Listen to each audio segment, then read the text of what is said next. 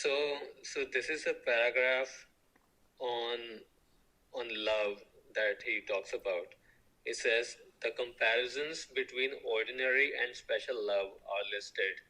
A perception of baraka, which is impalpable beauty, grace, in the form or apparent being of a thing, is a quality of ordinary love. When this becomes profound, also special love, it is transmuted into the self's inclination to viewing the beauty of the essence, dhat, not the form. The effect of love is shown by contrasting love, which beautifies existence, which is ordinary love, with love which refines existence, special love. Beautiful. Take a picture and send it to me. Now, tell me about the uses of capitalization of the word love in that paragraph.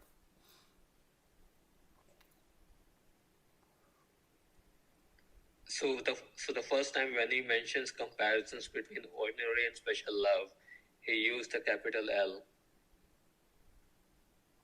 For the ordinary love or the non-ordinary love? So he says comparisons between ordinary and special love. Capital L, right? And then he also says a line later that in the form of apparent being of a thing is a quality of ordinary love.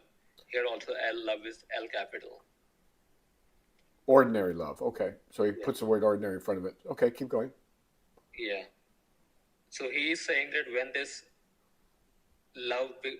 becomes profound love, it is transmuted into the self's inclination to viewing the beauty of the essence, not the form. Yeah. Well, both, frankly. But that's true. That okay. Once in Satori or Kensho or that state of union, reunion, or being with. Mm-hmm. But he's talking about ordinary love. And he's talking to people who are not Dharma students. That's very important for you to remember. Mm-hmm. Look at who distributed that book. Mm-hmm. Anchor House or Doubleday or something.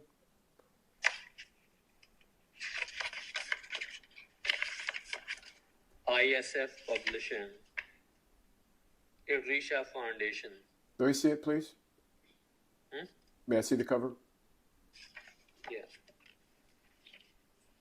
Oh, God. All right, get the original, please. I don't know what they've done to that. Is there an intro by Robert Graves at the beginning?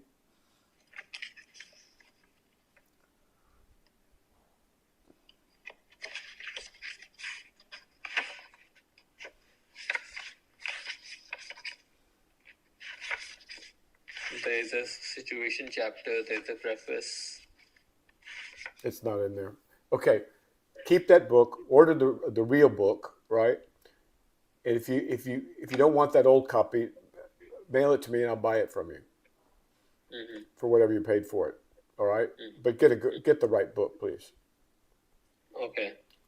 I wouldn't have thought it. I can't imagine they did that to that book because they weren't the original publishers. That's probably why they lost Robert Graves. But anyway, he's dead, and now all kinds of weird stuff is happening. So be careful and get the original book.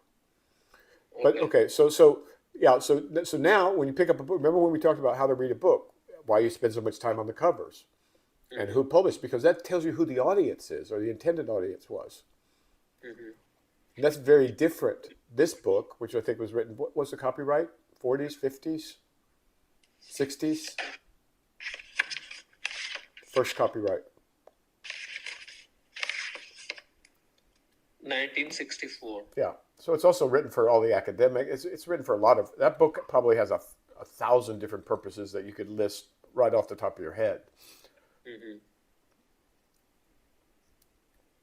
But instructing students in depth is not one of them. So just keep that in mind.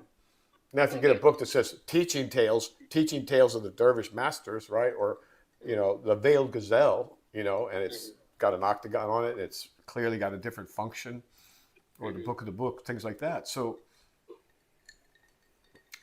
you got to, okay. When you see code, let's say you see a chunk of code. I've never coded. I don't know anything about it. So bear with me. Let's say you see a chunk of code. It's like a third of a page. You look at it and you go, and then someone comes in the room and says, hey, we've got this new coder. He thinks he's a hot shot, but the other people, they aren't sure whether he's any good or not. But he's done a lot of stuff on our organization. And so then you look at it, you look at this third page of code.